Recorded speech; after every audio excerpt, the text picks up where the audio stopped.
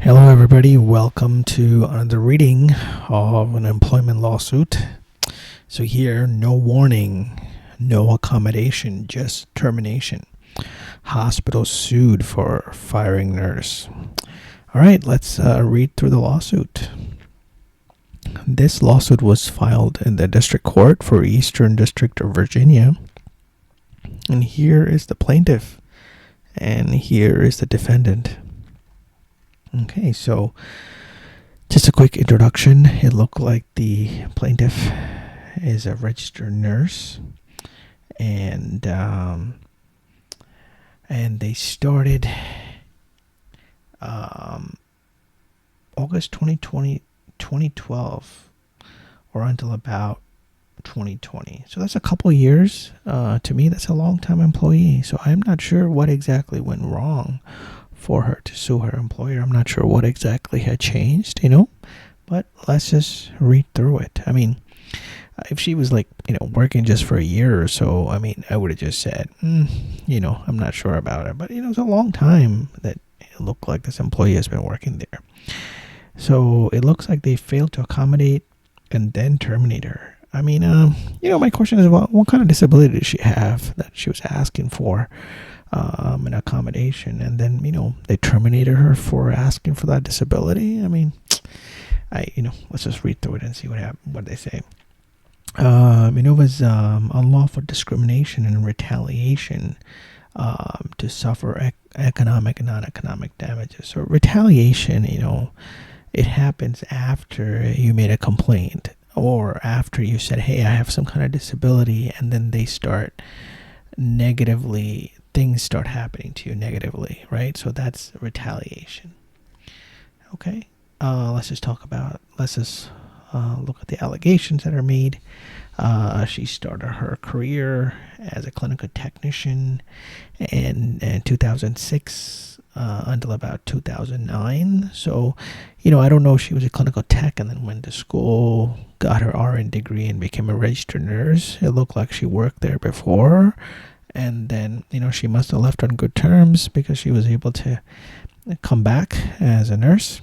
Also, it does say that in 2009 she left Inova to work at a different hospital, and then returned to Inova in about 2012. So usually employers don't take back employees that didn't do well. It looks like she, as a clinical tech, she probably did a good job. So then they took her back as an RN, and in the emergency room.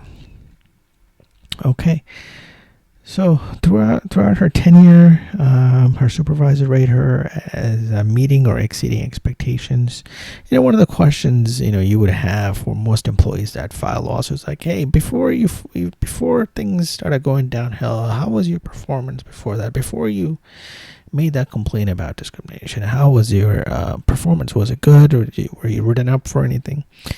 But if their performance is really good, it looked like in her last performance evaluations, she was very knowledgeable, a good mentor. It's a long-term employee. She used to work there. She came back as a long-term employee. She had a very good performance. My question is, how did things go wrong all of a sudden, right? I'm not, it's hard to say so far. So it looks like in November 2018, her physician diagnosed her with depression and anxiety. Okay, and let's see, and then she started having some kind of side effects from some of these medications, where it looks like there's some insomnia, and then it looks like some director had complained about her falling asleep during a shift during a nursing station, and then it looked like she went back to the doctor and talked about different treatment plans that could help with some of the side effects of one of the medicines. And then it looked like the doctor prescribed her a different medicine, and also a different medicine to counteract the drowsiness that she was feeling. Okay, and then so it looked like she was called into an HR meeting. It's never a good thing when HR calls you, right? and asking about her health. And then again, she actually disclosed that her physician diagnosed her with, anxiety and depression.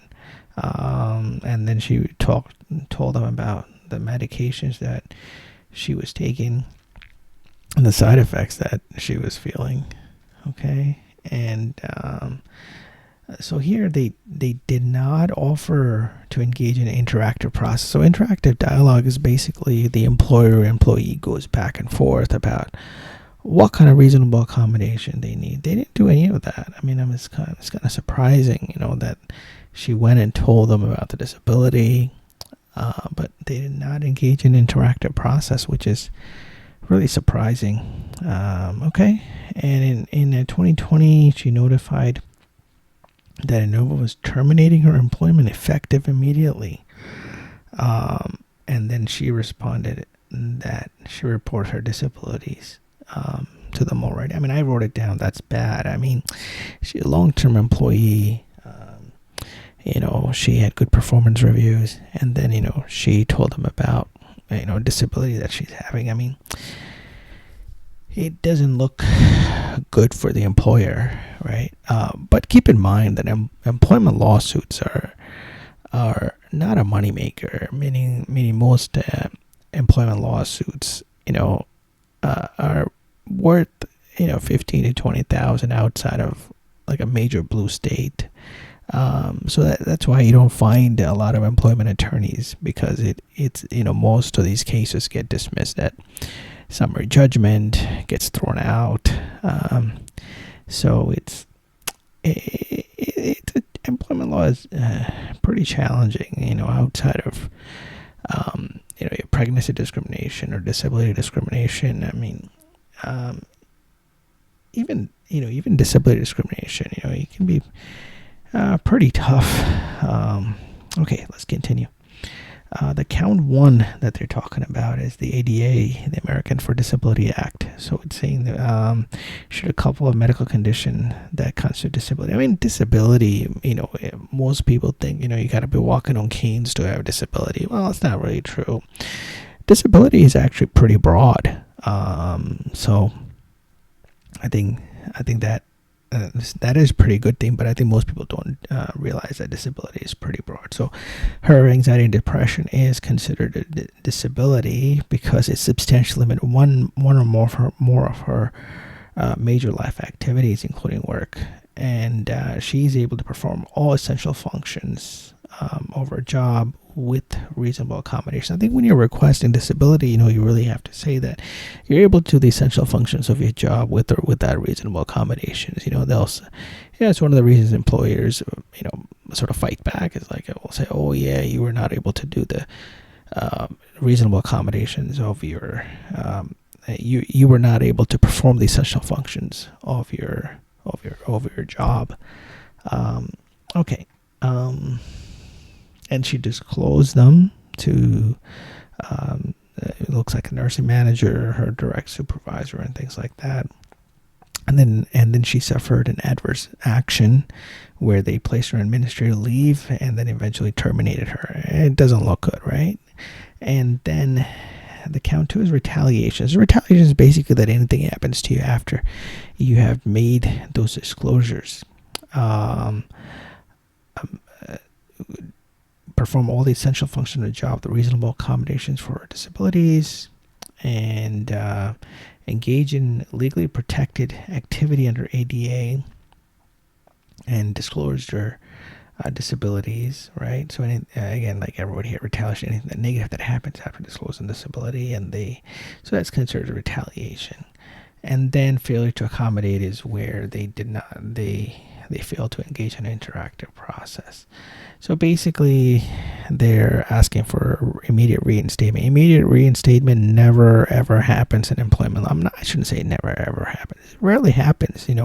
Why would the employer want you back? You're suing them. Anything else they do to you is considered retaliation. So they're not gonna reinstate you. Then they're asking for front pay and then lost wages, the back pay. Employment law is strange. Is that in itself is that you have a duty to mitigate as an employee. You have a duty to mitigate. So, how are you going to pay your bills for if you're unemployed for a year or 2 years? At the same time, you have a duty to mitigate to look for work. So, I think that's sort of the downside of the employment law is that you as an employee, you cannot wait to pay your mortgage, pay your bills. You have to have a job, so you're not able to have those additional economic damages, right? So that's sort of the downside of employment law is that people think that they're able to make a bunch of money suing their employer. In reality, you're not. I mean, reality is that most of these things settle for 15 to 20,000, and after taxes, you're making between $7,000 and $10,000. But again, I don't know what these people settle for, but traditionally, that's what it is for. Okay, thanks for listening to me talk about another employment lawsuit. If you like this, subscribe, and let's talk tomorrow. Thank you so much.